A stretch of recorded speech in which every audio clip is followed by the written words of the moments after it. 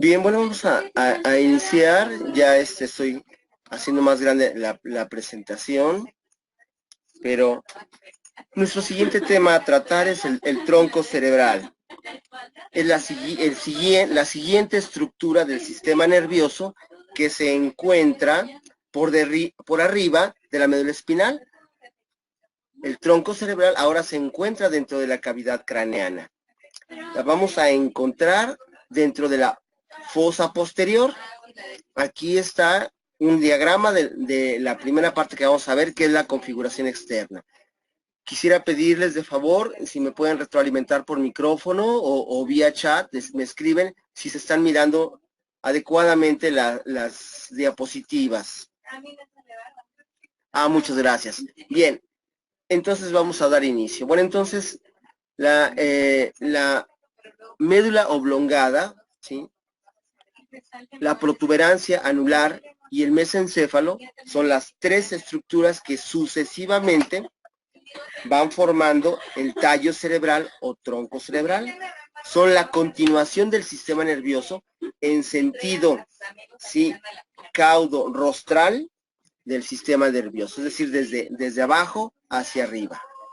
La primera estructura es la médula oblongada. También se le llama bulbo raquídeo, pero en mi opinión esta denominación no es la correcta, sino médula oblongada es la que describe mejor a esta estructura. Esta es una pequeña estructura de apenas 3 centímetros de longitud, comparado con la médula espinal, que decíamos mide alrededor de 41 centímetros, pues es mucho más pequeña. Sin embargo, la cantidad de funciones que realiza, como lo vamos a ver más adelante, es muy significativa. A continuación, en la parte superior y separados por el surco bulbo protuberancial, que estoy señalando aquí con el puntero, con el cursor, se encuentra la protuberancia anular o región del puente.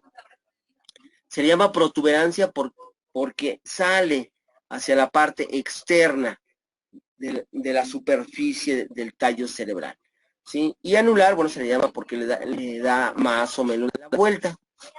Después tenemos a continuación también el surco pontomesencefálico y hacia arriba tenemos el mesencéfalo. La protuberancia anular mide apenas, sí, alrededor de 3.8 centímetros y el mesencéfalo es más pequeño, 2 centímetros. Entonces, si tomamos en cuenta 3 centímetros de la médula oblongada, alrededor de 4 de la protuberancia, son 7 y 2 son 9 centímetros. Esta es más o menos la longitud total de lo que es el tallo cerebral. Entonces, regresando a la médula oblongada, ¿sí? La médula oblongada tiene ahora una dimensión de ancho de 1.5 centímetros y tiene un grosor de 12 milímetros. Pesa alrededor de unos 6 gramos, mientras que la protuberancia anular es ligeramente más grande, ya que tiene una anchura de 2.6 centímetros y un grosor de 2.5 centímetros. Pesa alrededor de unos 8 gramos. Mientras que el mesencéfalo tiene ahora una longitud de ancho de 2 centímetros y un grosor de 1,5 centímetros. Pesa casi la mitad de las anteriores, alrededor de unos 4 gramos. En su interior, ¿sí? En su interior salió una leyenda, déjenme, ya la quitamos. En su interior vamos a encontrar, al igual que en la médula espinal, ¿sí?, estructuras que podemos dividirlas, ¿sí?, en la sustancia blanca formada por los tractos que se encuentran en la parte externa del tallo cerebral, y en la porción interna la sustancia gris formado por los núcleos de diferentes nervios craneanos, ¿sí? Estos nervios craneanos van a inervar estructuras del cráneo y el cuello, como lo vamos a ver más adelante. Y forman los núcleos de los nervios craneanos desde el tercero hasta el 12º. Y además vamos a encontrar otras estructuras internas propias del tallo cerebral, como es la formación reticular y varios núcleos de relevo. Los vamos a ir viendo más adelante. Por lo que respecta a la sustancia blanca, de la que habíamos hecho ya mención, vamos a tener igual tractos ascendentes, algunos de ellos vienen desde la médula espinal, y tractos descendentes, que vienen desde la corteza cerebral. Y también vamos a tener algunos relevos propios del tronco cerebral, que solo se encuentran en esta porción. Vamos a ver la externa de la médula oblongada. La médula oblongada tiene la forma de un cono, el cual ha sido seccionado, está truncado, y tiene, digamos, el ápice está vuelto al revés, ya que su ápice se dirige hacia la región caudal. Su límite inferior es con la médula espinal y, como ya lo habíamos dicho, es impreciso, es arbitrario. Solamente está dado por el agujero magno del hueso occipital o la salida de la primera raíz cervical. En cuanto a su límite superior, este está mucho más definido, ya que hay un surco que divide de manera muy clara la terminación de la médula oblongada y el inicio de la región del puente. Y es el surco bulbo-protuberancial. Este tiene una dirección horizontal. La médula oblongada en su posición fisiológica se encuentra descansando hacia la parte ventral, recostada sobre se llama la superficie basilar, es decir, de la base del hueso occipital. Por otra parte, su superficie dorsal se encuentra cubierta por otra estructura de la que vamos a hablar más adelante, del sistema nervioso central, que es el cerebelo. También vamos a distinguir en ella caras laterales muy importantes, que las vamos a hablar de ellas, porque de ella emanan varios nervios. Bueno, la médula oblongada es una estructura de transición. Vamos a ver cómo se va transformando, ya que en la parte inferior es exactamente igual a la médula espinal, pero en su parte superior, la disposición y la estructura de cada uno de la sustancia blanca y de la sustancia gris van cambiando por dos condiciones muy importantes. Uno, el surgimiento de un ventrículo cerebral, es decir, de una estructura en forma de cisterna grande, o relativamente grande, que contiene el líquido cefalorraquídeo. Esto es en su superficie dorsal, mientras que en su superficie anterior se entrecruzan los tractos córtico-espinales, formando las pirámides. Estas dos estructuras van a hacer que se reordenen todas las estructuras grises y blancas dentro de ella. Vamos a observar entonces que la médula espinal en su porción inferior, en su mitad caudal, es cerrada y va a contener un conducto semejante al de la médula espinal. Este va a ser el conducto de la médula oblongada. Mientras que en su porción superior, la porción rostral, se va a abrir por la presencia, decíamos, del cuarto ventrículo. Ahí se forma el vértice inferior del cuarto ventrículo, le llamamos óvex, y este va ascendiendo de manera perpendicular para ir formando el ventrículo. En su cara anterior vamos a ver que la médula oblongada presenta un surco medio anterior, que es continuación, por supuesto, del surco medio anterior de la médula espinal. También posee un surco medio posterior, que se continúa también del tabique posterior de la médula espinal. A los lados vamos a encontrar también dos surcos, el anterolateral y el posterolateral. De ellos van a surgir varios nervios craneanos. El surco medio anterior, vamos a ver que termina en un pequeño borde de la protuberancia en la porción central, llamada el agujero ciego.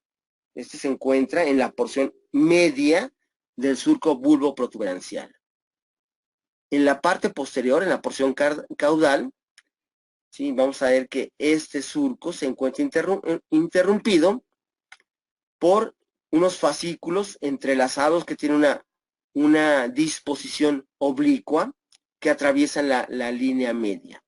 Este es el entrecruzamiento de la vía piramidal. Se le llama la decusación de las pirámides. Estas pirámides corresponden al fascículo córtico espinal.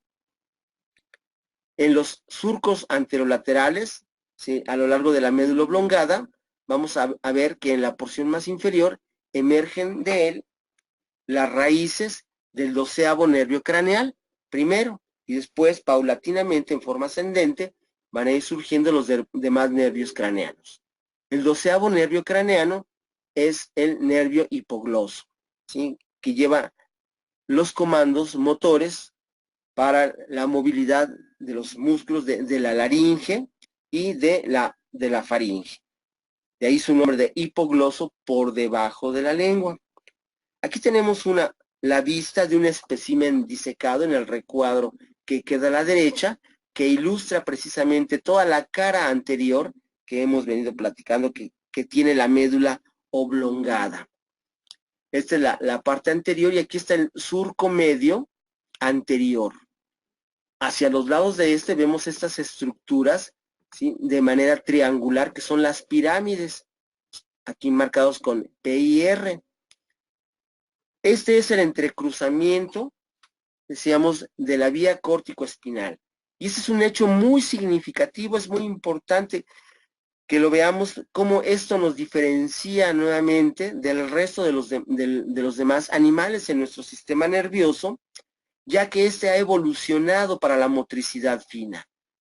Todos los hitos que ya hemos platicado de que podemos lograr a través de actos motores complejos y actos motores finos, vienen precisamente de esta estructura. Aquí es donde los actos motores que se conciben en la corteza cerebral son enviados como comandos para ser ejecutados en la médula espinal.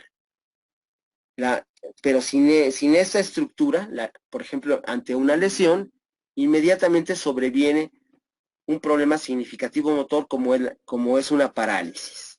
Bueno, esto es muy importante, les recuerdo, por los aspectos evolutivos. Esta estructura fácilmente nos diferencia a los hombres de los animales. Y aquí vemos a los lados de las pirámides los surcos medios, ¿sí?, el anterolateral, este del lado derecho correspondiente, y este el anterolateral del lado izquierdo. Y por supuesto, aquí están los surcos anterolaterales posteriores. Aquí se encuentra el entrecruzamiento de las pirámides. Vemos el surgimiento también de otros nervios craneanos. Ya habíamos dicho, aquí está del 12º nervio craneano, del hipogloso.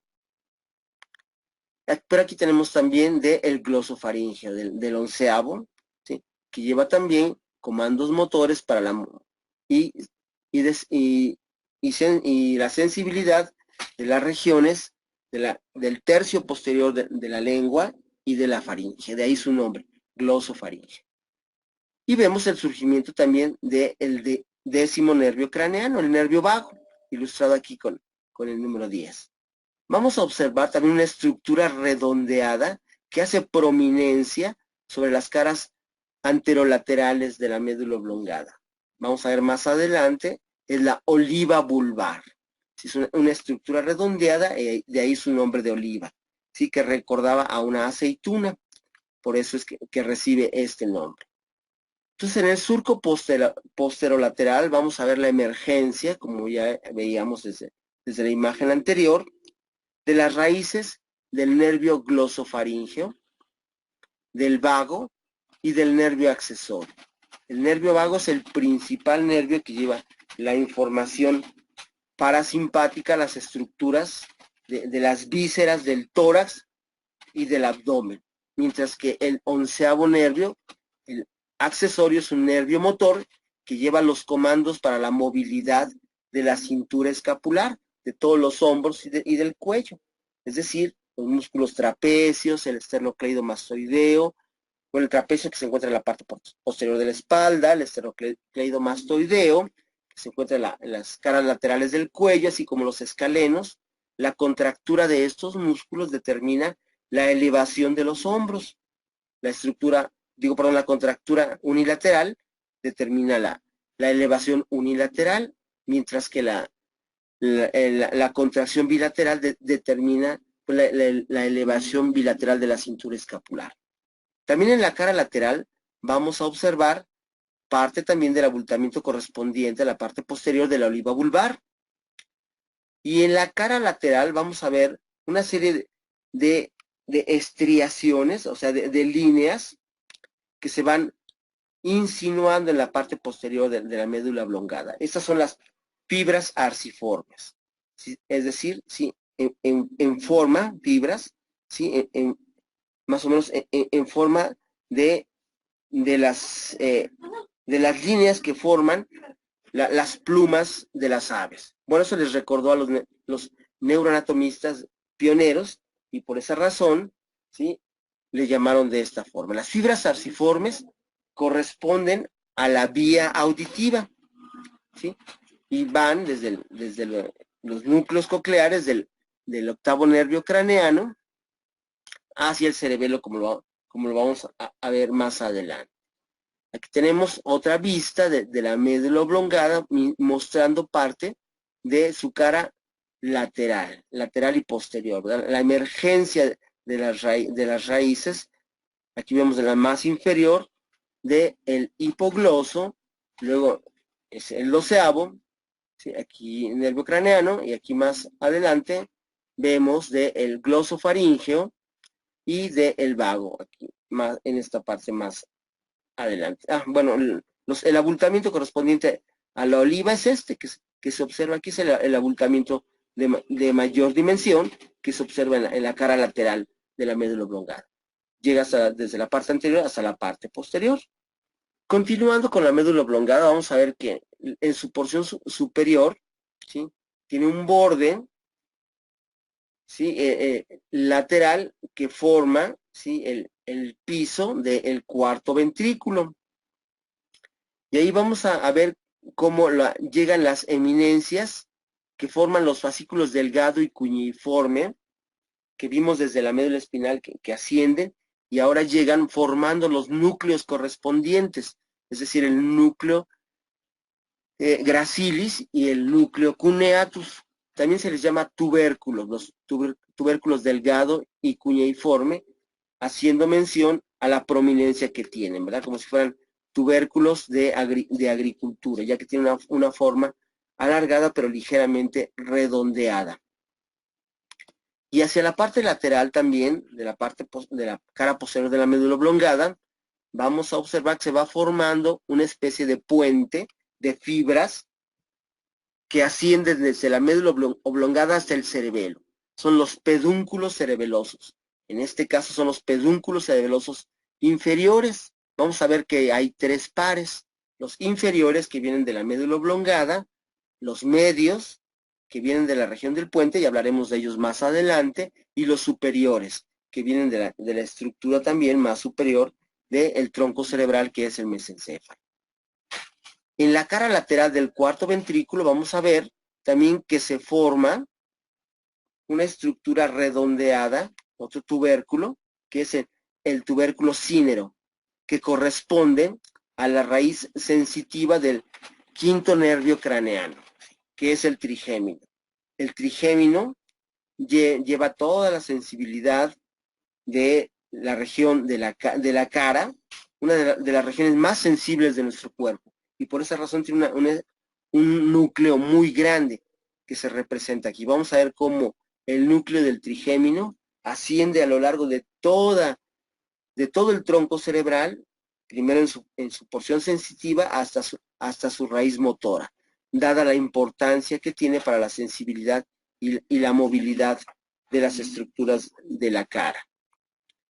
Aquí tenemos precisamente la imagen que ahora sí ya nos muestra la cara posterior de la médula oblongada. Vemos las estructuras que decíamos se van formando. Aquí está el surco, en la parte inferior, si me acompañan, vean aquí cómo lo estoy marcando con el puntero, con la flecha del puntero. Este es el surco medio posterior. Aquí vemos cómo todavía, ¿sí? Están las raíces cervicales, C2, ¿sí? Y van formando esas estructuras lineales prominentes, que son los fascículos delgado y cuñiforme. al pasar, aquí a este nivel estaría más o menos el agujero magno-occipital, ¿sí? Al pasarlo, se hacen más grandes y más prominentes, formando unos tubérculos, ¿verdad? El tubérculo delgado y el tubérculo del cuñeiforme. Entonces, estos tubérculos hacia los lados se nos van a formar los pedúnculos cerebelosos inferiores, marcados aquí con ICP, ¿sí? Inferior cerebelar pedúnculos, esa es la denominación de este. Y siguiendo, si seguimos ascendiendo, vamos a llegar a una porción terminal de la cara posterior continua de la médula oblongada, y vamos a ver cómo se interrumpe la continuidad, porque se empieza a formar una fosa, una cisterna grande, que es el cuarto ventrículo. Este tiene una forma romboidal, ¿sí? Entonces, por eso lo vamos a llamar fosa romboidea. Y todo el triángulo inferior correspondiente a esta fosa romboidea se encuentra en la médula oblongada. Pues aquí vemos la parte más inferior, que es el óvex, este agujero ciego que se forma aquí, ¿sí?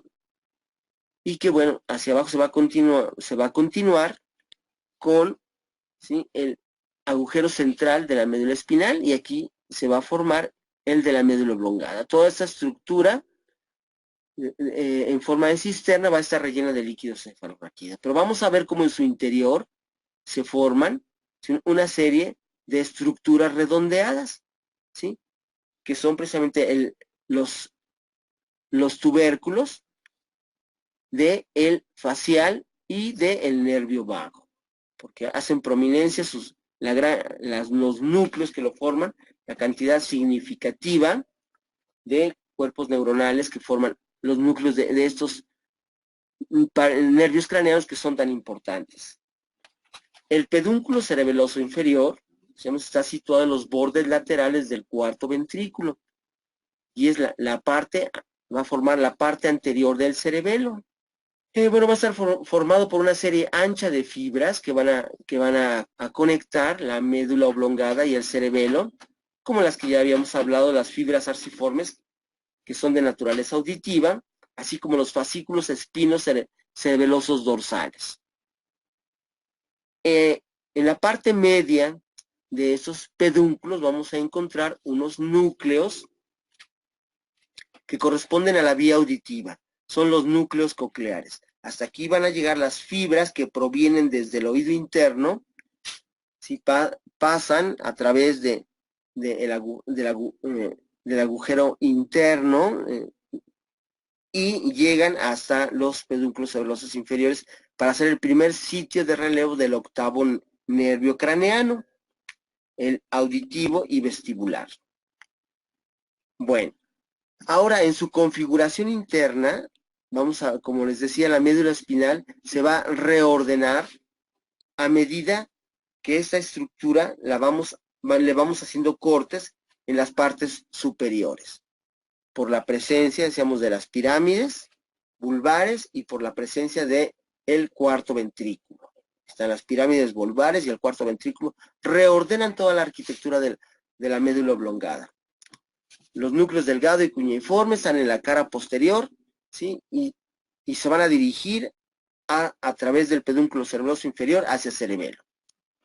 Y en la parte intermedia se va a formar una estructura redondeada que se conoce con el nombre de la oliva vulvar. Es una estructura que tiene un aspecto redondeado, y decíamos, por esa razón se le llama oliva, recordando, ¿sí?, a lo que es una aceituna. Pero en su interior va a contener un núcleo de una disposición serpenteante, es decir, en forma de S. No es un núcleo redondeado, sino que más bien tiene una disposición serpenteante. Este es un truco que ha aprendido la naturaleza, no solo en el sistema nervioso central, sino también en otras estructuras de nuestro cuerpo, para que en una área relativamente pequeña, ¿sí?, contenga una superficie mayor de una estructura interna, como se ha reordenado, por ejemplo, la corteza cerebral, que se encuentra muy plegada en un volumen, la caja craneana,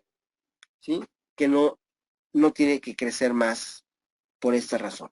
O por ejemplo también los intestinos, en los cuales en la cavidad abdominal podemos tener un tubo mucho más largo porque tiene una disposición serpenteante. Entonces, así está más o menos ordenada o es el diseño arquitectónico que ha tenido la oliva vulvar. La oliva vulvar se encuentra en una relación muy fuerte e importante con el cerebelo, de tal forma que se consideran que están unidas funcionalmente, cerebelo y la oliva vulvar, para determinar sobre todo funciones de equilibrio. Vamos a ver también un poco más adelante que en la médula espinal vamos a ver una estructura gris formada por el acúmulo de núcleos, pero de diferentes núcleos que se van uniendo entre sí de una manera reticulada, es decir, en forma de una red, están relativamente dispersos en forma, ¿sí?, de una red. De ahí su nombre de formación reticular. Este es un vestigio también evolutivo del sistema nervioso cuando este era reticular antes de transformarse en un tubo. La formación reticular se comienza a formar desde las regiones superiores de la médula espinal, ¿sí?, en su porción cervical, y asciende paulatinamente a través de todo el tronco cerebral hasta llegar a la región del tálamo. Pero bueno, aquí en la médula oblongada tiene una participación muy importante. Ya vimos parte de sus funciones, ya que forma pues, un núcleo importante que es el retículo espinal. Y también hay un fascículo espinoreticular.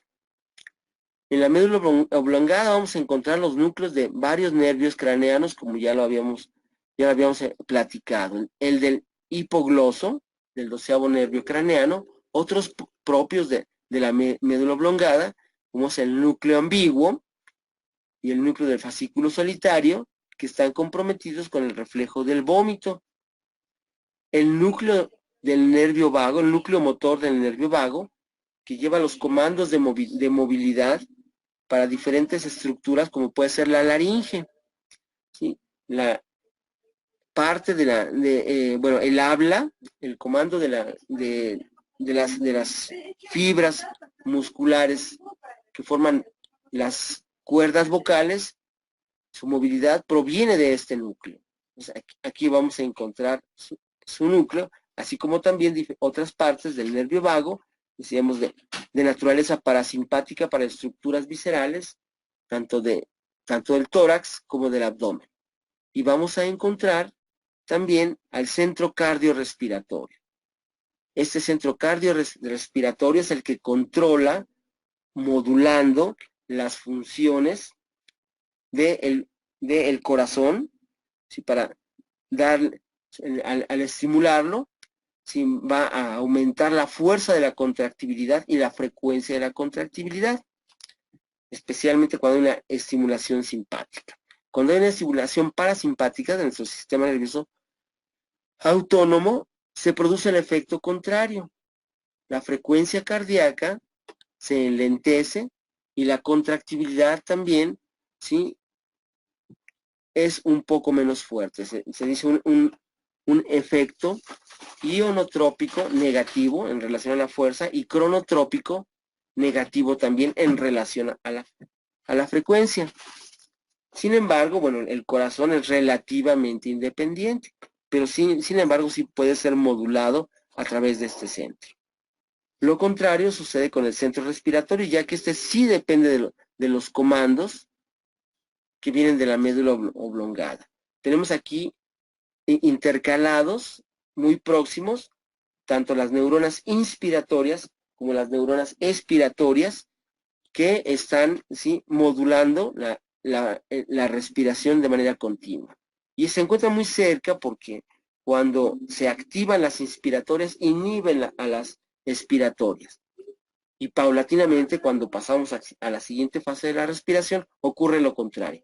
Se estimulan las expiratorias y se inhiben las inspiratorias.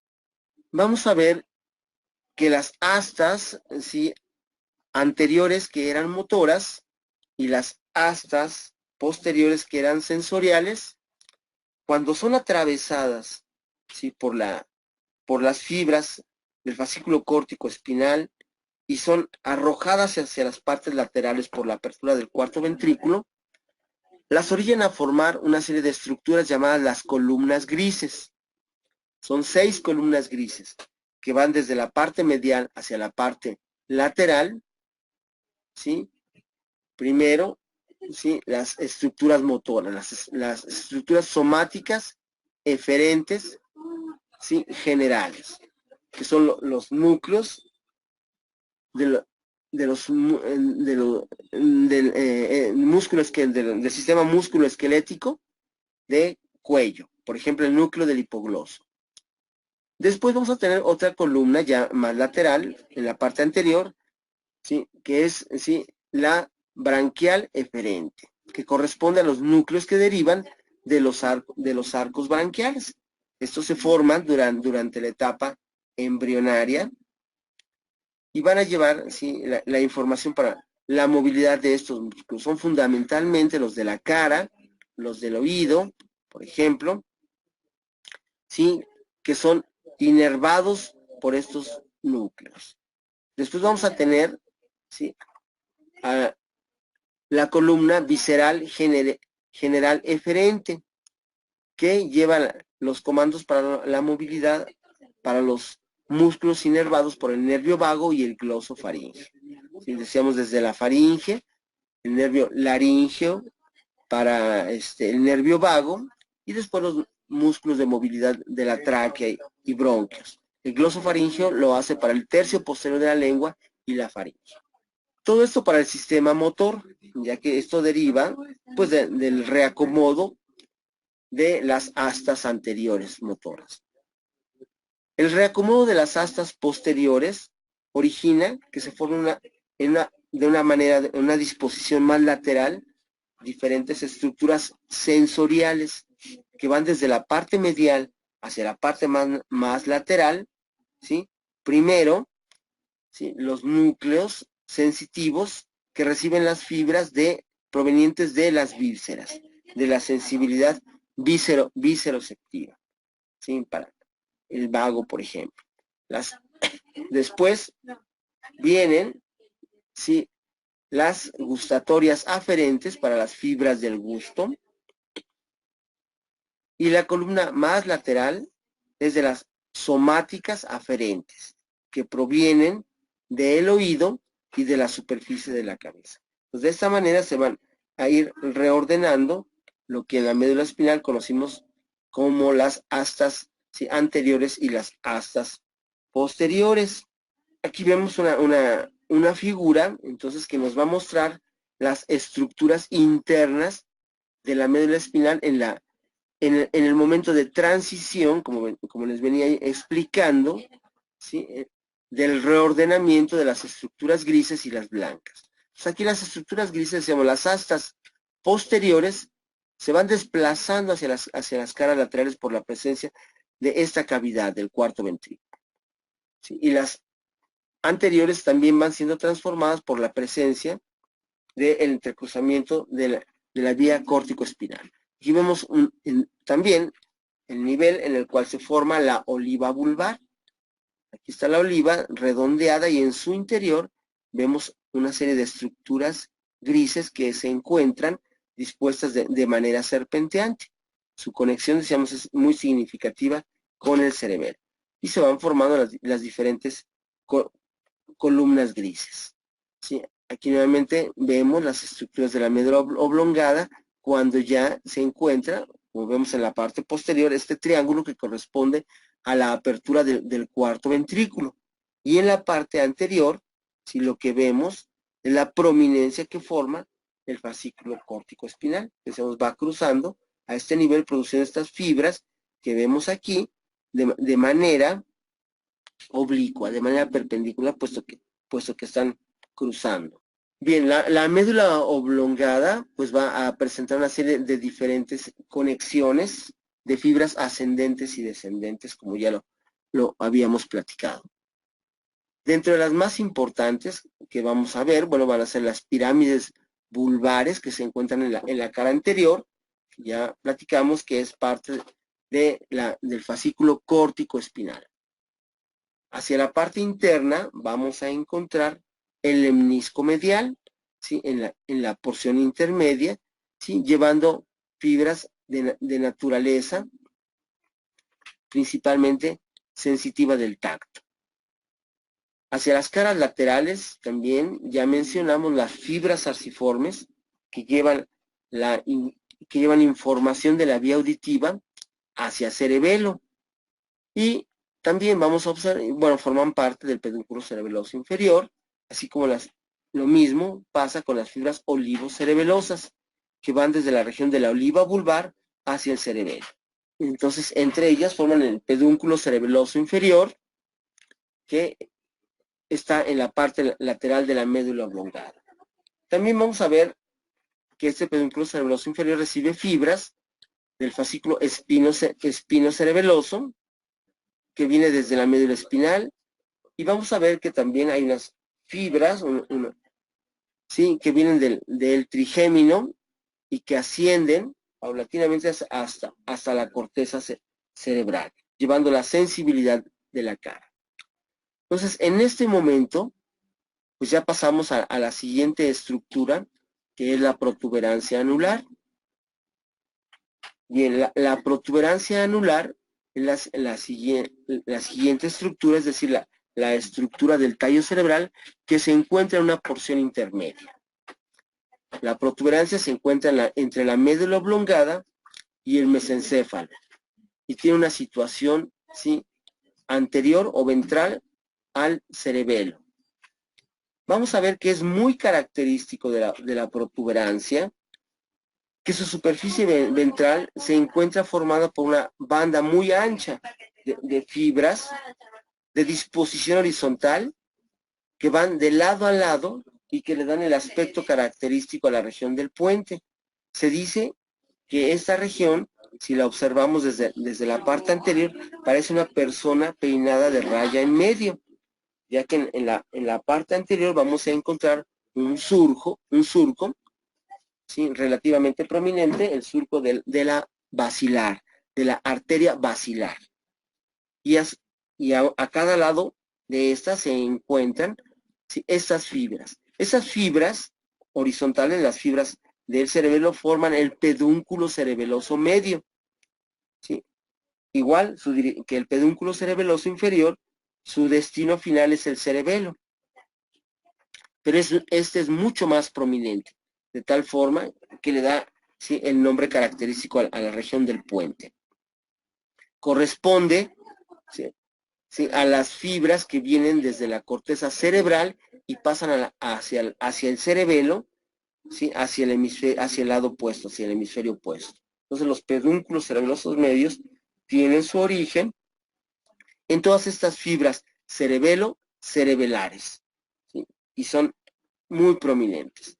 Esa es la cara anterior de la región de la protuberancia. Este es el surco anterior que les venía yo haciendo mención, que se encuentra en la parte anterior. Por aquí corre, ¿sí? una arteria, la arteria basilar, es decir, la arteria de la base. Y aquí están todas las fibras horizontales de la región del puente. Pasan de un lado a otro en dirección hacia el cerebelo, que es esta estructura. Los pedúnculos cerebelosos medios de la región del puente son los más grandes de todos los pedúnculos cerebelares, más grandes aún que los inferiores y más grandes que los superiores, por esta disposición. Y llevan nada más y nada menos precisamente que todas las fibras cerebelares, de las que hemos estado haciendo mención. Si la cara ventral de la protuberancia es convexa, descansa también sobre la cara basilar del hueso occipital y tiene un surco en la línea media del que ya hicimos mención, que es el surco basilar, porque es recorrido en su extensión por la arteria basilar. En las caras laterales vamos a encontrar a los pedúnculos cerebelosos medios y vamos a ver también la emergencia del nervio trigémino, que emerge de la superficie ventral de la protuberancia con una raíz sensitiva más grande y una raíz motora más pequeña. La raíz sensitiva es mucho más grande porque lleva la sensibilidad, como ya lo habíamos comentado, de toda la región de la cara, en tres principales ramas. ¿Sí? La rama oftálmica, que llega a toda la región que es superior de la cara, hasta el ojo. La del maxilar superior, que se encuentra entre la oftálmica, y la del maxilar inferior, que se encuentra por debajo de esto. Pues toda la sensibilidad de estas zonas, que son zonas ricamente sensibles al tacto, viajan a través de esta raíz nerviosa.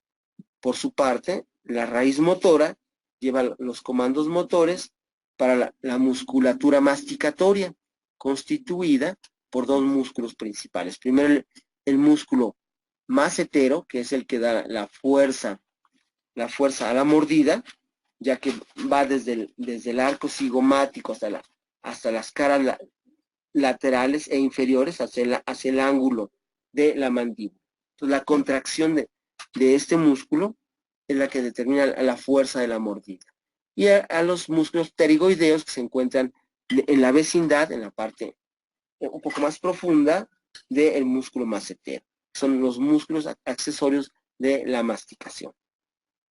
Entonces son relativamente pocos músculos los que tiene que inervar el trigémino, por eso su raíz motora es más pequeña. En la cara dorsal vamos a encontrar, ¿sí?, que la protuberancia anular, al igual que la médula oblongada, forma parte del cuarto ventrículo. En este caso, la protuberancia forma todo el triángulo superior de lo que es la fosa romboidea. Ahora vamos a ver en una disección, en unos especímenes reales, las estructuras que hemos mencionado de la región pontina, de la región de la protuberancia. Este es el límite inferior, el surco bulboprotuberancial. Aquí vemos, ¿sí?, las fibras transversas de la región del puente en la parte media. Este es el surco de la basilar, en la parte intermedia. Y vemos cómo estas fibras se van hacia la parte lateral de la región del puente para formar el pedúnculo cerebeloso medio, el más grueso de todos los pedúnculos cerebelosos, por la conexión tan importante que tenemos entre la corteza cerebral y el cerebelo. Aquí vemos la emergencia del quinto nervio craneano, como ya lo habíamos dicho, del trigémino.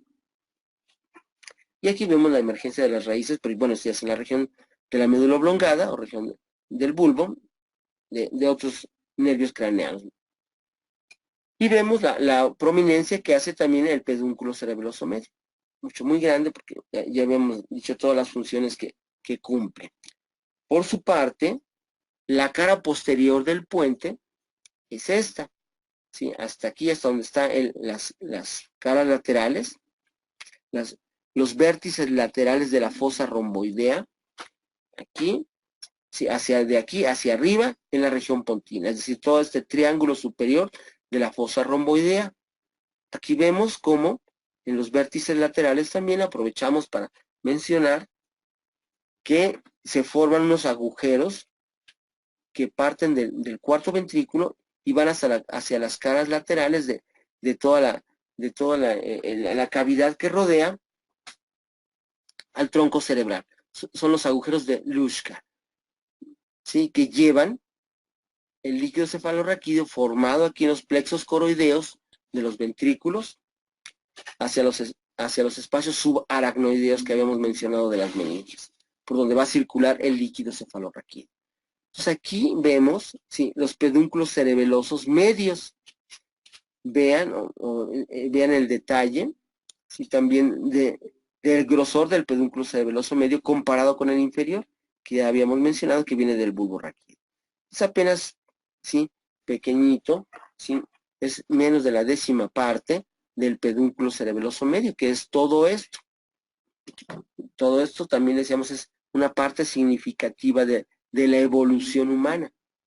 No hay animales, bueno, muy pocos animales pueden compartir, ¿sí?, este diseño estructural que se ha venido, ¿sí?, modulando de manera evolutiva por la alta necesidad de integrar las funciones de la corteza cerebral con las de cerebelo, como ya lo como lo hemos venido platicando. Bueno, los pedúnculos, sí, vamos a observar que en la región del puente pasan también los pedúnculos cerebelosos superiores, pero estos provienen de la región del mesencéfalo y vienen de una estructura de la que ya hemos hablado, que es el núcleo rojo, el cual forma, como vimos en médula espinal, el fascículo rubroespinal. Son parte de la vía extrapiramidal de la movilidad, de nuestra movilidad voluntaria. Bueno, vamos a ver cómo el espacio entre estos pedúnculos va a estar formado por una lámina, por una estructura, ¿sí? De manera plana, que es el velo medular anterior. En su interior, bueno, vamos a encontrar algunos pequeños núcleos, ¿sí? Y primordialmente sustancia blanca también. Vamos a observar también que las fibras del nervio troclear se van a cruzar en el velo medular. El nervio troclear, ¿sí? Es el cuarto nervio craneano y determina la contracción. Los comandos que tiene este núcleo van a determinar la contracción de los músculos, ¿sí? Oblicuos superiores de nuestros ojos, y se encuentran en esta parte. Vamos a ver el detalle de esta imagen, de una imagen de resonancia magnética, que es lo que ustedes van a estar mirando en sus pacientes, y van a hacer la traducción de todos los conocimientos que estamos aprendiendo aquí en neuroanatomía, ¿sí? Hacia las imágenes en este caso, de una resonancia magnética. Es una imagen de resonancia magnética que muestra a una persona a la cual se le ha hecho un corte, ¿sí? Que lo divide en mitad derecho, mitad izquierdo, se llama corte sagital. Este corte sagital medio nos muestra, pues, las estructuras que ya conocemos desde la parte inferior. Aquí estaría el hueso occipital, se puede distinguir muy bien, y entonces en esta parte, ¿sí? Que se forma entre los dos extremos, que forma el hueso occipital en su parte basilar y en su parte posterior, ¿sí? Vamos a ver que de aquí para abajo está la médula espinal, y de aquí para arriba, de este estrecho hacia arriba, está el tallo cerebral. Entonces aquí vemos la región de la médula oblongada, y aquí vemos el puente, ¿sí? Y ahora comprendemos por qué se llama protuberancia, ¿verdad? Porque hace una protrusión hacia la parte anterior de la región del tallo cerebral. Esta parte que tanto de la médula oblongada como de la región pontina, ¿sí? Que se encuentra con una concavidad, una pequeña cavidad, pues es el cuarto ventrículo. ¿Sí? Hacia acá estaría esa parte, sería el velo medular anterior, y esa estructura en forma, digamos, de una planta, y redonde en una planta en su parte interior, y ligeramente redondeada en su parte posterior, ¿sí? Es el cerebelo. Esta es la estructura que conocemos como el árbol de la vida, que es, si toda la disposición está formada por toda la disposición arquitectónica que tienen las fibras blancas en el interior del cerebelo. Vamos a hablar de ella más adelante cuando lleguemos a esta estructura. Entonces aquí vemos cómo se distribuye la protuberancia anular. Entonces, ahora vamos, ¿sí? A la porción siguiente, que es, ¿sí? El cuarto ventrículo. Vamos a verlo como una unidad, ¿sí? Ya que, bueno, el cuarto ventrículo es una estructura del sistema de circulación del líquido cefalorraquídeo, funciona tanto para la circulación de como su producción.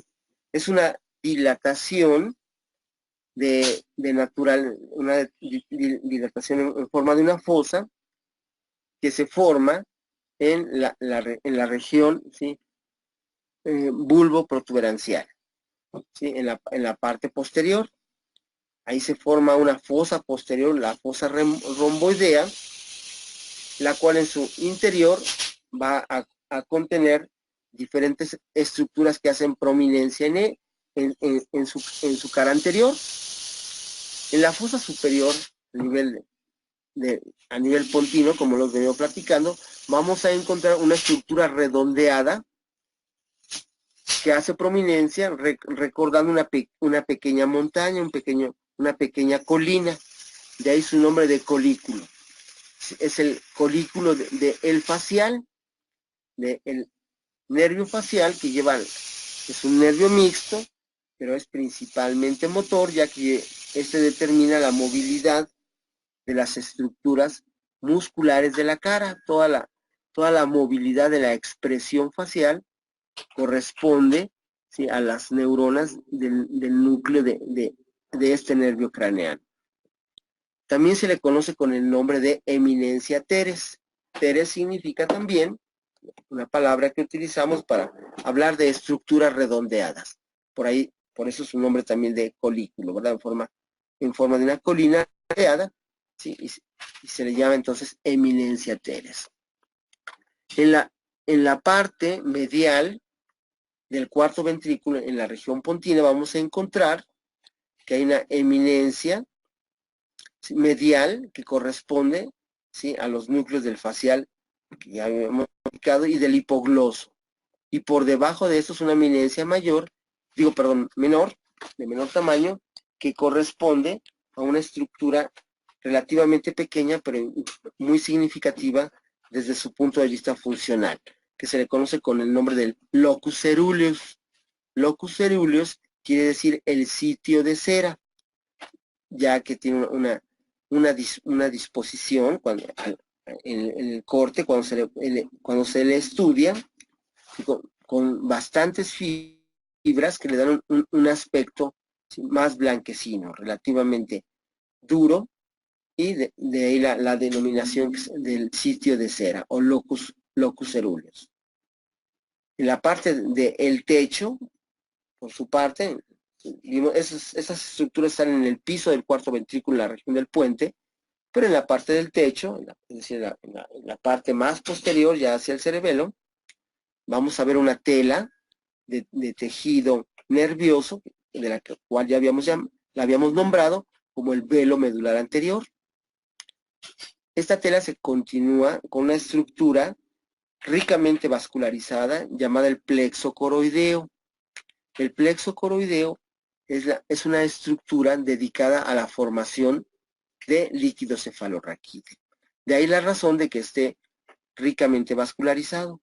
Los capilares que llegan al plexo coroideo llegan a las células de esta estructura, las cuales toman el plasma de la sangre y producen a través de un proceso de ultrafiltrado, producen el líquido cefalorraquídeo con las características físicas y químicas que le conocemos, y fueron las que hemos platicado. Lateralmente vamos a encontrar, ¿sí?, unas estructuras alargadas, las cuales recordaron de alguna manera a los anatomistas la disposición de un gusano plano, y por esa razón les llamaron las tenias del cuarto ventrículo, ¿verdad?, que corresponden también a más fibras que vienen pasando por la protuberancia. Vamos a ver que ya en el interior, en su configuración interna, la protuberancia anular va a contener varios núcleos relativamente pequeños.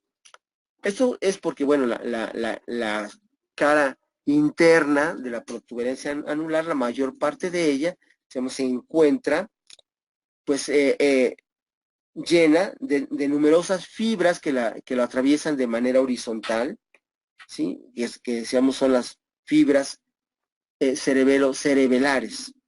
Pero en algunos pequeños espacios que estos dejan, vamos a encontrar que se agrupan una serie de núcleos, por ejemplo, ¿sí?, los núcleos vestibulares. Los núcleos vestibulares son la rama posterior, o la rama del equilibrio del octavo nervio craneano, que es el que lleva las sensaciones auditivas, que ya vimos un poco abajo en la región de la médula oblongada, y un poco más arriba, ¿sí?, llegan los nervios vestibulares a los núcleos vestibulares. Tenemos núcleos vestibulares superior, inferior, medial y lateral. Y todos y cada uno de ellos va a tener también un ordenamiento espacial para comandar y detectar los movimientos, los angulares, así como los movimientos de aceleraciones lineales laterales y súpero inferiores. De tal manera que aquí tenemos una región que controla toda nuestra movilidad, desde el punto de vista sensorial, con el objeto después de mantener nuestro equilibrio. Vamos a encontrar también una serie de diferentes núcleos, cinco nucleocitos que van desde la parte media hacia la parte lateral, formando los núcleos del cuerpo trapezoide y los núcleos de la oliva superior. Estos son de naturaleza auditiva. Son el siguiente relevo de la vía auditiva después de los núcleos cocleares. Y es a donde llega por vez primera en la vía auditiva fibras entrecruzadas de los núcleos cocleares contralaterales y fibras homolaterales. Esto es muy importante porque por vez primera llega a un núcleo información bilateral. Y aquí se integran los mapas espaciales auditivos para localizar, ¿sí?, en nuestro entorno la direccionalidad del sonido, para saber si proviene de la derecha, de la izquierda, si se mueve o si viene de arriba, de abajo. ¿Sí? Parte del trabajo que realizan de procesamiento auditivo las neuronas de esta porción de la vía auditiva es ese, la determinación espacial del sonido. Vamos a ver cómo también aquí en la protuberancia anular tenemos parte del núcleo motor del facial, el núcleo motor ocular externo que determina la movilidad del ojo hacia la porción lateral, y nosotros le llamamos hacia la región temporal, en relación al hueso temporal. Y vemos también parte del núcleo sensorial del trigémino. Les decía que es un núcleo muy grande dada la cantidad de sensibilidad que tenemos en la cara. En su interior también vamos a encontrar neuronas organizadas, digamos, en forma de una red, que es la formación reticular. Por su parte, la protuberancia anular también va a mantener una serie de conexiones propias y conexiones ascendentes y descendentes. Las más numerosas, y por ello las más importantes desde el punto de vista de su frecuencia, son las fibras transversas. Son las que forman el pedúnculo cerebeloso medio y que hacen toda esta disposición, ¿sí?, de las fibras horizontales en la cara anterior del puente, llevando las conexiones córtico-cerebelares. Vamos a ver que continúa ascendiendo el fascículo longitudinal medial en la parte interna, llevando la sensibilidad del tacto. Por aquí pasa también el pedúnculo cerebeloso medio, que es la continuación de las fibras transversales. Pasa el núcleo del lemnisco medial, que lleva también información táctil en dirección hacia el tálamo. Los espinos cerebelosos ventrales, que llevan la información, ¿sí?, propioceptiva inconsciente. Y hacia la parte lateral está el lemnisco lateral, que a diferencia del medial, el lateral, ¿sí?, además de su posición, por supuesto, lleva información de naturaleza auditiva, ¿sí?, en el camino que asciende desde la región del oído, ¿sí?, hacia la corteza auditiva que se encuentra en el cerebro, como lo vamos a ver más adelante. Y bueno, la tercera estructura que tenemos del tallo cerebral es el mesencéfalo. Esta es la estructura más superior del tronco cerebral y separa al tallo cerebral con el llamado cerebro medio o diencéfalo. El diencéfalo que se forma como una vesícula cerebral durante parte del desarrollo embrionario. Con el mesencéfalo va a tener, ¿sí?, un límite superior formado por las cintillas ópticas, de donde emerge, ¿sí?, el segundo nervio craneano, que es el óptico. De aquí viene la vía visual. Entonces, cuando pasa por ahí, forma un fascículo que forma dos pequeñas caminos, dos vías, en forma de una cinta, que son las cintillas ópticas. Entonces, donde vemos las cintillas ópticas, sabemos que ahí se encuentra el límite del mesencéfalo, ya que cintillas hacia abajo, el mesencéfalo. Y bueno, cintillas hacia arriba será el hipotálamo, como lo vamos a ver más adelante cuando lleguemos a esta estructura. Este es su límite inferior, ¿sí? Es el surco pontomesencefálico, ¿sí? Que ya también lo habíamos visto, que está formado, ¿sí? por el borde superior de las fibras transversas de la región pontina. Bueno, el mesencéfalo va a estar formada por dos regiones principales. Una parte dorsal llamada el techo, ¿sí? Y una parte, ¿sí? O en latín también se le llama tectum, el tectum mesencefálico o techo mesencefálico, si lo quieren decir en español, ¿sí? Y una porción rostral, que es el tegmento en español, o tegmentum, si lo quieren decir en latín, ¿sí? Estas dos partes forman el mesencéfalo. En la parte interna del mesencéfalo, el cuarto ventrículo, ¿sí? Se ha transformado, se ha cerrado y ha formado un nuevo conducto, un pequeño conducto similar al que tiene la médula espinal o la médula oblongada en su porción inferior. En este caso, en la región del mesencéfalo, se le llama el acueducto de Silvio. Por él, al igual que en los otros agujeros, circula el líquido cefalorraquídeo. Y esta es una región relativamente vulnerable, ¿sí? A ser obstruida. Si hay se forma alguna estructura física o algún taponamiento por un cuerpo extraño o diferente en esta región, entonces el líquido cefalorraquídeo se empieza a acumular, condición que conocemos con el nombre de hidrocefalia. Y como además, si no puede circular bien, empieza a ejercer presión, porque dado que se sigue produciendo, se le llama una hidrocefalia hipertensiva.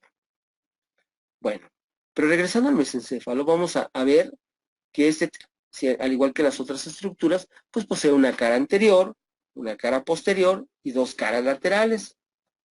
En la cara anterior vamos a distinguir dos estructuras columnares, es decir, en forma de columnas gruesas, que están constituidos o se les nombra como los pedúnculos cerebrales. No los confundan con los pedúnculos cerebelosos, que ya vimos que conectan ¿sí? al tallo cerebral con mesencéfalo, puente y médula oblongada. Esos pedúnculos cerebrales que están en toda la cara anterior del mesencéfalo, ¿sí? Forman parte también de la vía córtico-espinal, ¿sí? Son las columnas que llevan todos los comandos motores desde la región motora del cerebro hacia la parte inferior. Y por eso son tan grandes, y más en la especie humana. Es parte de nuestra propiedad, digamos, de diseño de nuestro cerebro, que difiere del resto de los animales. En la parte intermedia, entre columna y columna, entre pedúnculo y pedúnculo, vamos a encontrar una estructura en forma de una oquedad, ¿sí? de una cisterna, que es la fosa interpeduncular. Por ahí también, ¿sí? se encuentra rellena de líquido cefalorraquídeo hacia su parte, ¿sí? intermedia. En la parte posterior del mesencéfalo vamos a estructurar una serie de 4 estructuras redondeadas. Las porciones redondeadas de arriba son más grandes que las de abajo. Y se les llama también, por esta condición de estar redondeadas y ser prominentes, colículos, es decir, en forma de colinas. Son los colículos superiores y los colículos inferiores. Los colículos superiores son de naturaleza visual. Aquí se integran una serie de reflejos y conductas reflejas motoras visuales muy importantes. Mientras que los colículos inferiores son de naturaleza auditiva. Aquí se hace un análisis muy significativo de la espacialidad, como ya veíamos en la oliva pontina, ¿sí? Y hacer un análisis muy importante también espectral, ¿sí? Espacial y espectral, es decir, de la frecuencia. En su porción limítrofe hay fuertes conexiones entre los colículos superiores e inferiores de tal forma que se puedan integrar reflejos o conductas auditivo-visuales, ¿sí? Como por ejemplo el destello de una luz y el estallido que determina la movilidad hacia la parte lateral en donde hemos escuchado este estímulo. Por su parte, en las caras laterales del mesencéfalo vamos a ver cómo se produce la salida o emergencia de los nervios craneales 3 y 4. El tercero es el motor ocular común, que lleva la movilidad de todos los músculos del ojo, excepto de los oblicuos superiores, que es nos lleva el cuarto nervio, o troclear, ¿sí? Troclear, y del recto lateral, que lo lleva el motor ocular externo. Bien, entonces, el mesencéfalo en su interior va a contener una serie de núcleos muy importantes, como lo es el núcleo rojo, que es parte del sistema extrapiramidal, y que, bueno, ya habíamos adelantado que recibe este nombre por su rica vascularización, que le da un aspecto, ¿sí?, rúbrico, es decir, ¿sí?, rojizo. Vamos a encontrar también una banda de estructura que divide a los pedúnculos cerebrales, ¿sí?, del resto del mesencéfalo. Este se conoce con el nombre de la sustancia negra o substantia nigra, si lo quieren decir en latín. Recibe este nombre por la característica de que sus neuronas contienen una cantidad significativamente importante de un pigmento llamado melanina. La melanina es el pigmento que le da color a nuestra piel, ¿sí?, al iris de nuestros ojos, a nuestro pelo, ¿sí? Y bueno, sirve como un mecanismo de defensa especialmente bien diseñado para el exceso de luz, ¿verdad? Para el exceso de radiación fotónica que produce la luz, y sirve como sistema de defensa. El por qué puede haber melanina en un sitio al cual nunca va a llegar el sol, pues sí, sigue siendo un misterio, pero por el momento, ¿sí?, se acepta que la melanina, por tener la propiedad de atrapar radicales libres, ¿sí?, lo que hace para controlar el metabolismo, ¿sí?, que ha incrementado la radiación fotónica, la radiación de luz en la piel y en sus anexos, bueno, ¿sí?, tiene su paralelismo o tiene su complemento en la sustancia negra del mesencéfalo por la actividad de los núcleos motores. Pues esa podría ser una explicación del por qué hay tanta melanina en una estructura a la cual no le da el sol. Vamos a ver que la formación reticular, bueno, pues continúa y aquí forma parte de lo que se llama la sustancia gris periacueductal o sustancia gris central. Esto porque está alrededor, ¿sí?, del acueducto de Silvio, por eso también se le llama periacueductal. Y vamos a ver que están los cuerpos de las neuronas que forman el núcleo del nervio troclear, que decimos que determina la contracción del músculo oblicuo superior. Y el núcleo del trigémino, del núcleo motor del trigémino, que es relativamente ya mucho más pequeño. Tenemos también, sí, uno más grande, que es el núcleo del motor ocular común, que determina la movilidad de prácticamente todos los músculos extrínsecos del ojo. Y hacia la parte posterior tenemos los tubérculos cuadrigéminos o colículos superiores e inferiores. Sí, también se le conoce con el nombre de tubérculos cuadrigéminos, que están en número de 4 y hacen una prominencia significativa. Si queremos ser también más específicos, podemos llamarlos colículos, ¿verdad?, porque tienen una forma redondeada. Colículos superiores e inferiores. Este es el corte transversal que muestra las estructuras que hemos venido platicando que posee el mesencéfalo. Ya vimos una fotografía en la cual se ve la cara anterior, ¿sí?, y vamos a ver otras más que lo ilustran mejor. Pero bueno, aquí vamos a ver todas las estructuras de las que hemos venido haciendo mención. Entonces tenemos el techo hacia la parte anterior y el tegmento hacia la parte posterior. Y haciendo prominencia tenemos estas columnas que son los pedúnculos cerebrales. Por aquí pasan todas las fibras, decíamos, del fascículo córtico espinal. En medio está la fosa interpeduncular. Y separando a los pedúnculos cerebrales con el resto del mesencéfalo, vemos esta banda de células que tiñen mucho más, de un aspecto oscuro, y que, bueno, pues eso nos recuerda y nos orientará a ver qué es la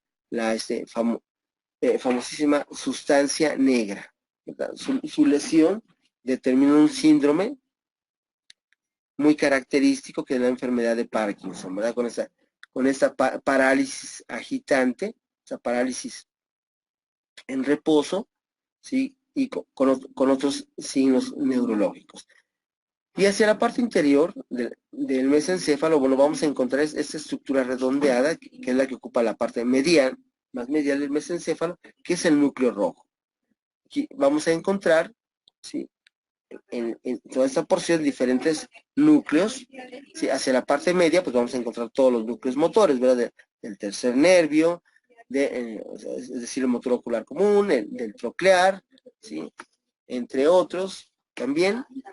Y hacia la parte posterior vamos a ver el agujero, ¿sí?, por el cual circula el líquido cefalorraquídeo, que en este caso es el acueducto de Silvi, del mesencéfalo, así como la sustancia gris periacueductal que le rodea. Y hacia la parte posterior vemos, ¿sí?, la región de los colículos. Aquí lo vemos, ¿sí?, como está en forma redondeada, motivo por el cual ha recibido este nombre. Aquí vamos a observar la sustancia nigra, es secretora de dopamina, es una de las principales secretoras de dopamina, que mantiene, como se observa, ¿sí?, conexiones muy importantes con diferentes regiones de la corteza cerebral y de los núcleos de la base. Entonces, la sustancia negra, que aquí se muestra en punteado, en la región punteada, ¿sí?, en la frontera entre lo que son los pedúnculos cerebrales y el techo del mesencéfalo, ¿sí?, se encuentra aquí la sustancia negra. Y aquí vemos, ¿sí?, en este otro diagrama, en la parte inferior, todas las regiones hacia las cuales la sustancia negra hace conexión. Hace conexión hacia el área motora primaria del lóbulo frontal, hacia los núcleos de la base, ya los iremos revisando y los iremos aprendiendo paulatinamente, y hacia la región también basal del prosencéfalo. Estas son las conexiones que mantiene la sustancia negra, ¿sí?, con sus conexiones dopaminérgicas. Bueno, entonces el mesencéfalo mantiene también diferentes conexiones propias y ascendentes, y también tanto ascendentes como descendentes. ¿Sí? Bueno, están aquí los pedúnculos cerebrales, que decíamos es un tracto descendente que viene desde la corteza motora primaria y va hasta la médula espinal. Y lo hace de una manera muy, muy significativa, puesto que forma una columna, las columnas anteriores. Vamos a encontrar también que en la parte posterior se forma el pedúnculo cerebeloso superior, ¿sí?, a diferencia del medio, que se encuentra en la región del puente, y el inferior, que está en la médula oblongada. El superior es más pequeño que los anteriores y viene principalmente desde el núcleo rojo, ¿sí?, hacia la parte profunda del cerebelo. Vamos a encontrar que continúa el ascenso del fascículo longitudinal medial, y vamos a ver otros fascículos que son propios del mesencéfalo, que vienen desde la región del techo mesencefálico, pues se llama tectum, el fascículo tectobulbar, que llega solamente hasta la región del bulbo, del bulbo raquídeo o médula oblongada, y el fascículo tectoespinal. Este ya lo hemos revisado, ya vimos que lleva información significativa, especialmente para la musculatura de la cintura escapular, ¿verdad?, de los hombros. Mientras que el tectobulbar lleva información importante también para la región inferior del cuello. Aquí vemos unas fotografías que nos muestran en unos especímenes reales, ¿sí?, las estructuras que hemos venido señalando. Entonces, esta es la cara anterior del mesencéfalo. ¿Sí? Aquí vemos, como lo he señalado, los pedúnculos cerebrales. Estas estructuras, digamos, son las más grandes, son las más prominentes de la cara anterior y son más o menos en forma de cilindro. ¿Sí? De ahí parte de su nombre. Aquí en medio se encuentra la fosa, ¿sí?, interpeduncular. Y aquí podemos observar también parte del tallo infundibular de la hipófisis. ¿Sí? Pero bueno, esto lo veremos más adelante cuando lleguemos a hipotálamo. Y vamos a observar también la emergencia del nervio que forman los núcleos del tercer nervio craneano, el motor ocular común. Entonces aquí emerge el tercer nervio craneano. Vean, es uno de los nervios más gruesos, de los nervios craneanos más gruesos que tenemos, ¿sí?, junto con el óptico, olfatorio, ¿sí?, es de un grosor muy significativo, mostrando la importancia funcional que tiene. Es parte de lo que está mostrando. Bueno, aquí vemos la cara posterior del mesencéfalo, sin donde decíamos se observan esas dilataciones de manera redondeada. ¿Sí? Las superiores son mayores que las inferiores y son precisamente los colículos, la región de los colículos. Los colículos superiores aquí y los inferiores aquí. Esto que observamos aquí es parte de la glándula pineal, que es parte de los metatálamos. Eso en este momento no la tocamos. Y ya a manera integrativa, vamos a ver diferentes cortes del tronco cerebral, cómo se van transformando, ¿sí?, su arquitectura interna, ¿sí?, de acuerdo con la región a la que se hace el corte, como lo vamos a ir viendo. Entonces, bueno, también vemos el cuarto ventrículo, su fosa romboidea, el cerebelo, ¿sí?, con todos su serie de pliegues de la corteza cerebelosa, el velo medular anterior, superior, que se forma en esta región para formar una división entre el cerebelo y el tronco cerebral. Vemos también los pedúnculos cerebelares superiores, en este caso son estos, que pasan por aquí, vienen desde el mesencéfalo del núcleo rojo en dirección hacia el cerebelo. Sí, bueno, vemos parte del velo medular inferior también, el acueducto cerebral, que sería este es parte de este acueducto, el acueducto mesencefálico o acueducto de Silvio, perdón, tengo un poco seca la garganta. Bueno, es la región del techo del mesencéfalo, vemos el puente haciendo prominencia y por debajo de la médula oblongada. Vean las líneas horizontales que se han trazado aquí, son los cortes a diferentes niveles, los cuales vamos a ir viendo paulatinamente para irlo determinando. Aquí está este corte axial, ¿sí?, lo vemos al nivel inferior todavía, ¿sí?, a la formación del cuarto ventrículo, es donde se encuentra esta línea. Y bueno, empezamos a observar cómo las astas posteriores se van lateralizando, mientras que las anteriores van desapareciendo paulatinamente por el entrecruzamiento de la vía piramidal. En el siguiente corte, está hecho, ¿sí?, en donde se inicia la formación del cuarto ventrículo. Pues aquí vemos cómo se separa la parte posterior, ¿sí?, de la médula oblongada para ir formando, ¿sí?, a las estructuras sensoriales hacia las regiones más laterales. En este otro corte, ¿sí?, a nivel más o menos central, a nivel intermedio, de lo que es la médula oblongada o bulbo raquídeo, ¿sí?, se observa la presencia de la oliva vulvar. ¿Sí? Esta estructura redondeada que decíamos en su interior contiene una banda de tejido gris plegada sobre sí mismo, formando numerosas sinuosidades. Esto, decíamos, es para tener una mayor cantidad de neuronas en un espacio relativamente pequeño. Pues aquí vemos a este nivel este corte. Si seguimos ascendiendo, y ahora lo hacemos a nivel del puente, vamos a ver aquí las fibras transversas, aquí hay poco espacio para los núcleos craneanos, pero bueno, se van reordenando algunos de ellos. Este es el cuarto ventrículo en la parte posterior. Vamos observando todas estas condiciones. Ahora, si seguimos subiendo, vamos a observar, ¿sí?, todavía a nivel del puente, ¿sí?, a nivel del quinto nervio craneano, pues vamos a observar las fibras transversas, pontinas, ¿sí? El cuarto ventrículo ya es significativo, también el estado de dilatación que está produciendo. En esta otra imagen, ¿no?, seguimos ascendiendo, observando con mayor detalle la presencia de las fibras transversas de la región pontina. Ahora ya tenemos un corte a nivel de mesencéfalo. ¿Por qué lo sabemos? Pues porque aquí podemos observar la fosa interpeduncular y aquí podemos observar la región de los colículos.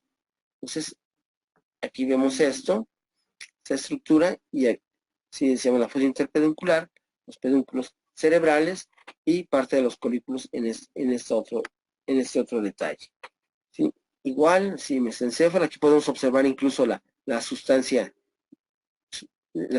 negra, o la sustancia negra, mejor dicho, cuando digamos el nombre y el apellido debe ser en un solo idioma. Decimos sustancia negra para nombrarlo, o sustancia negra, ¿sí? Pero no se valdría sustancia negra, ¿sí?, o sustancia negra.